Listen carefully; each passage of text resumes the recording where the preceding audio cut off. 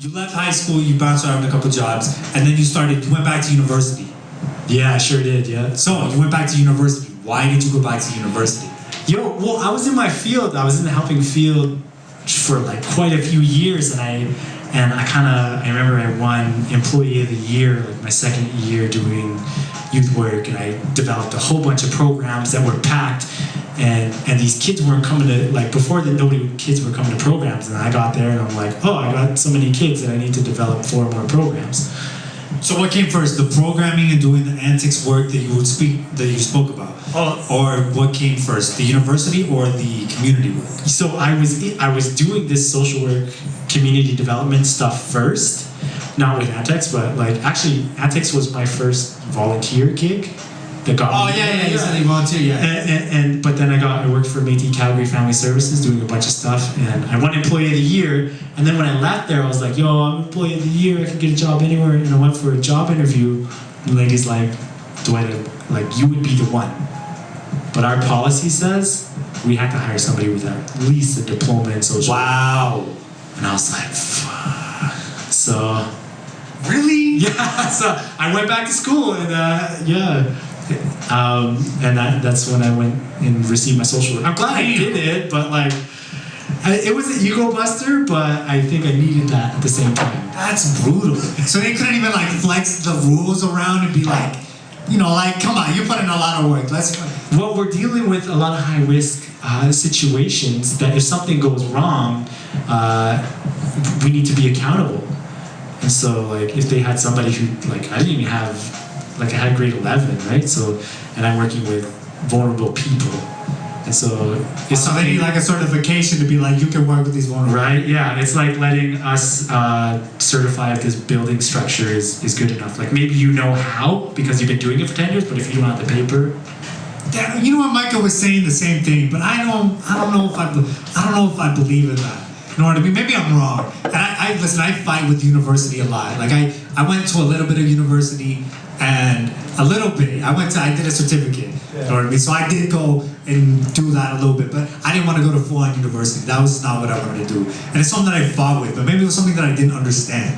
Yeah. So like, why, like you basically said, it's because they wouldn't hire you.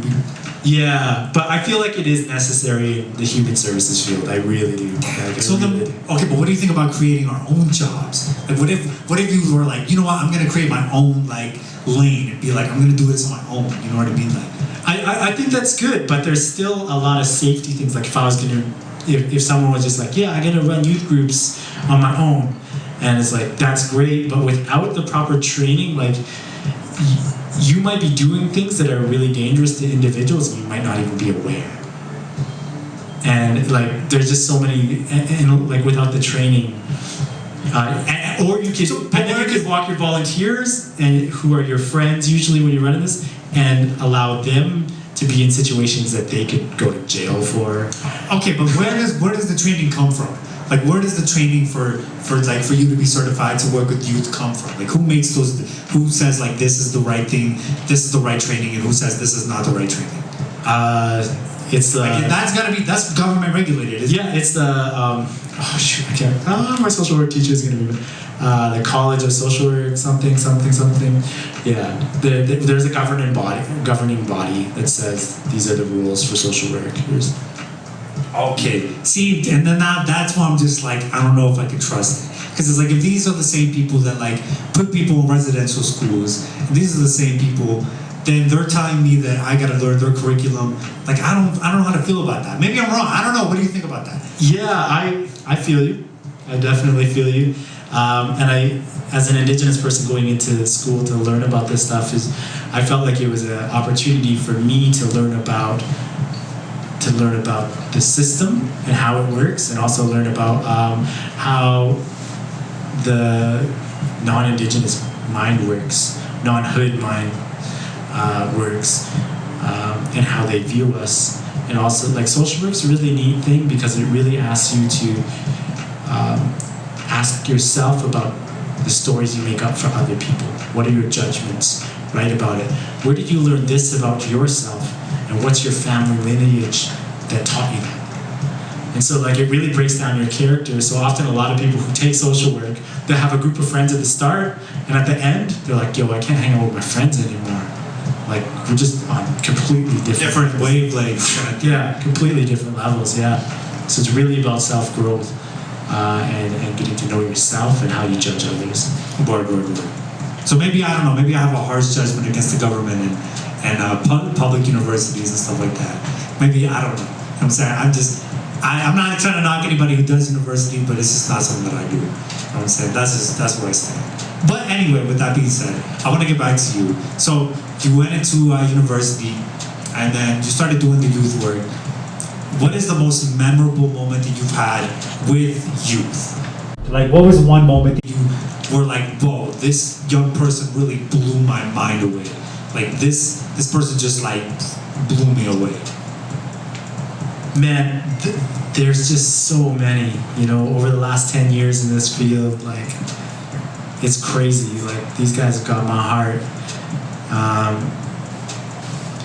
And, you know, sometimes you get losses with them too, and, like, we'll lose youth to different pain, different struggles, and even when they pass away early and go back home, you can look back at it and you'll be like, you know, those moments that we had was important. Those conversations we had were special. And sometimes you like you can't save people, you know what I mean? But sometimes you can help push them farther. Maybe you bought them another 2 hours. And so, yeah, some of them, like, man, one kid especially, like, I remember he just told me we were playing basketball, and he just looked at me and he said, yo, Dwight, in this game, you gotta move like a cheetah. And because I was sluggish, and I was like, oh, what? And then, like, I was like, all right, man. So I like tried my hardest because you could see I wasn't. And I remember those words when I'm feeling like low, when I'm feeling like I can't do my best. And it's like, no, man, this game, you gotta move like a cheetah. And so there's just so many moments like that, and just, yeah. So what, you got on all fours and started moving like a cheetah, or? No, like, we were playing ball, but, like, you know what I mean? Like, you gotta pick it up, yeah. So there's so many different things, like, just, I mean, you go into a jail and you do rap stuff, and all the kids in jail are laughing and smiling, and you know what I mean? Like, just feeling like kids, and that's why I do it, is to help people shed some of that stuff of I can't, and this weight of I'm not good enough, to just let them play and be free. Because even as adults, that's why we don't try, that's why we got depressed. It's because we let so much time in our life pass us by that we weren't painting that painting, that we weren't making that video, we weren't doing these things because we weren't painting that picture because our teacher in grade 1 said, that doesn't look like a dog.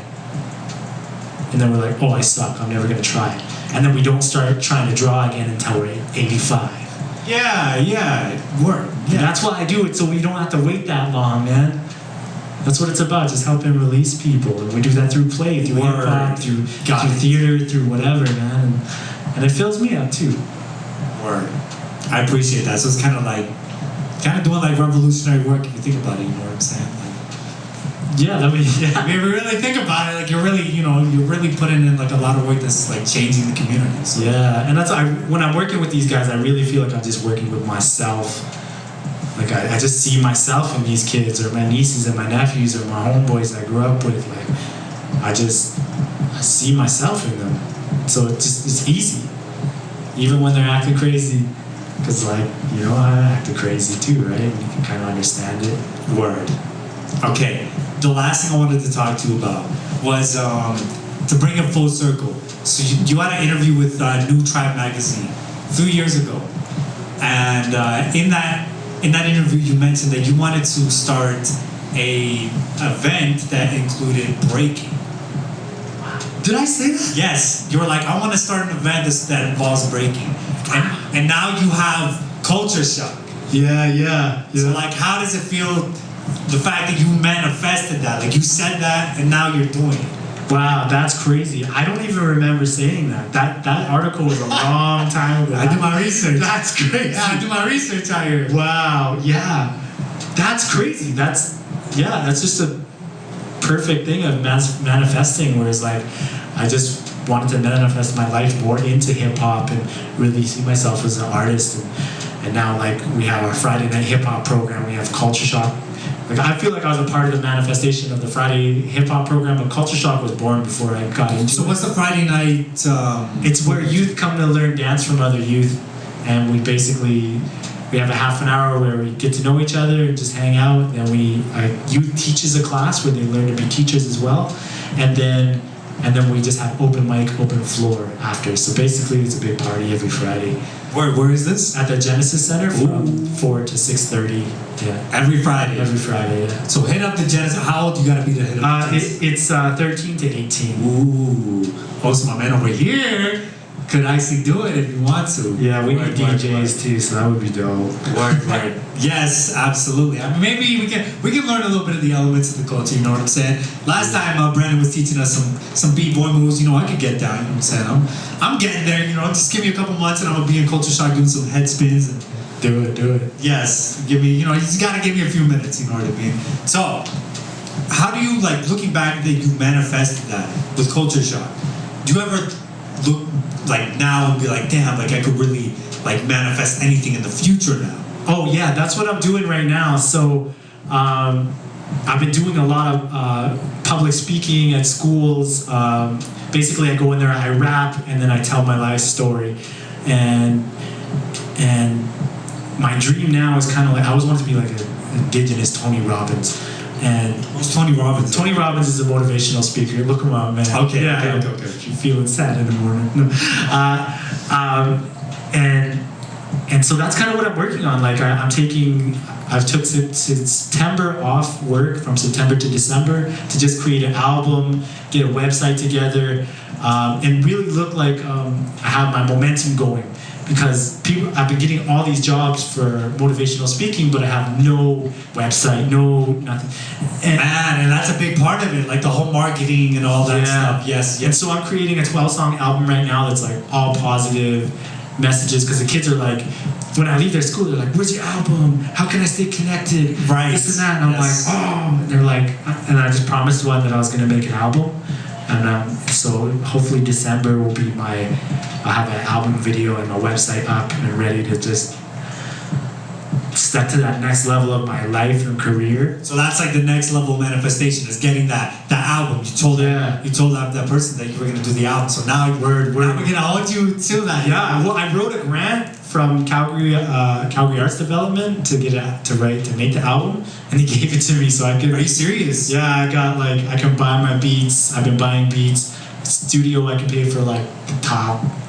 Like everything's legit, and a video. So that's dope. Yeah, I took the risk, and the thing when you're writing grants, you're like, oh, am I good enough? You know what I mean? I just finished writing another one too a few days ago, and I gotta fight through that self-doubt. So I gotta remember, in this game you gotta move like a cheetah. And so like, fuck you, self-doubt. Like I feel you're here, but like you need to leave because I got something to do. Like.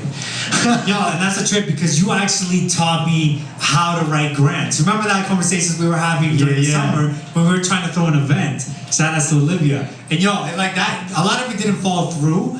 I won't put too many details because we're still looking to do that at some point. Yeah. But it worked. Like I'm gonna tell you, like it worked. Yeah. Like, your advice that you gave me through that phone, it was like a 3-hour conversation that we had, and you broke it down step by step, and it worked. Like obviously we didn't put it into action, which kind of makes me like a little upset. You know what I'm saying? Like maybe we'll do that in the future. I won't promise anything now, but yeah, you helped me go through all that stuff. So like that's super dope. And we gotta get you like showing people how to write grants now. Like, that's gonna be like the next step, Definitely, I'm down for that. I've been helping homies one-on-one and just encouraging them.